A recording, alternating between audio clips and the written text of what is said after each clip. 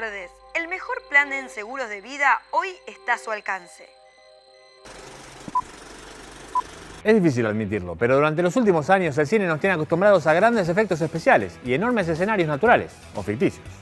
Lo cierto es que una de las premisas que nos enseñan en las escuelas de cine es que debemos ser austeros a la hora de elegir las locaciones de nuestras historias. Y qué mejor que quedarnos con un solo espacio, para que las deudas del presupuesto no nos dejen con la soga al cuello. Una vez más es Alfred Hitchcock, a quien tenemos que citar como el maestro en el arte de filmar un thriller en una única locación. Casi todos hacen referencia a La Soga, el film que mencionamos también en el especial sobre planos continuos y que transcurre en un departamento. El propio director la calificó como un experimento que no funcionó, pero seguramente le sirvió para lograr la perfección 6 años más tarde. En La ventana indiscreta, James Stewart no se mueve de su casa, desde la que cree ver a un vecino cometiendo un asesinato. Pero lo cierto es que la primera vez que lo había intentado había sido en 1944. En aquel entonces, filmó la historia en la que sobrevivientes de un barco hundido tenían que convivir en el mismo espacio con el que disparó el misil que casi les provoca la muerte. Sidney Lumet recogería el guante en 1957 y contaría la historia de 12 hombres encerrados juzgando un asesinato. Para dar la sensación real de claustrofobia durante toda la película, el director iría variando gradualmente las puestas de cámara, las lentes y los encuadres.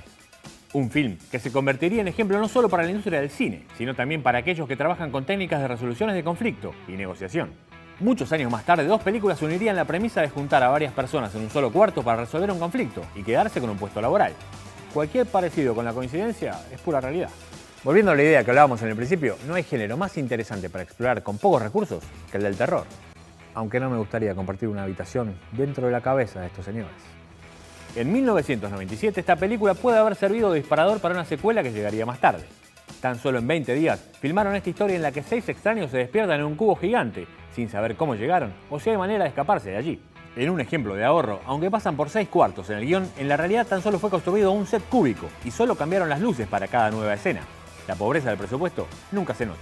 En el juego del miedo el guionista es también el protagonista. Para la escena inicial también fue su propio doble de acción. Un miembro del staff le empujaba el pecho mientras él luchaba por salir del agua para hacer la escena más creíble. Como cineastas debutantes enfrentaron un serio problema en postproducción. James Wan descubrió que no tenía suficientes tomas para terminar la película. El editor le sugirió reutilizar las imágenes que tenían y simular que fueron retratadas por cámaras de vigilancia. De la misma forma, agregaron fotos en blanco y negro que habían sido sacadas por un miembro del staff, pero sin intención de que terminaran en la película. Director y guionista volvieron a filmar varias escenas, aunque ya no contaban con el resto de los actores. Lee Whannell es en realidad quien puso sus manos mientras torturan al personaje de Shawnee Smith. Whannell tuvo que ponerse una peluca para que su cuerpo y su sombra lucieran más femeninos. Por último, el gran toque del director estuvo en darle diferentes movimientos de cámara a sus 2 personajes principales para reflejar su reacción ante el conflicto. El Dr. Gordon fue retratado con tomas fijas y controladas, pero a la hora de filmar a Adam, lo hizo con la cámara en mano y movimientos bruscos. Claro que hay otra fórmula a la que se suele apelar. Si vamos a estar solos durante más de 1 hora y media, mejor hacerlo con alguien atractivo, ¿no? A ver, de a una, vamos tomando turno para quien se quede después de la oración. John Hughes no tuvo mejor idea que reunir a 5 adolescentes atractivos y estereotipados para realizar lo que para muchos es el primer gran hermano de la historia. La vergüenza de estar en penitencia en la secundaria es solo una metáfora para reflejar la angustia que hermana a cada uno de los adolescentes en ese momento de su vida. Una película que se convirtió en clásico y referente aún hoy en día. En definitiva, el lugar puede ser cualquiera, desde un ascensor en el que también viaja el diablo, hasta una habitación en la que estamos rodeados de ladrones. Un supermercado desde el que observamos el final del mundo. O el interior de un tanque en plena guerra. Incluso un viaje en auto de 1 hora y media para llegar a Londres a tiempo. Lo importante es que siempre haya una buena historia que no quede enterrada entre los desechos de la industria.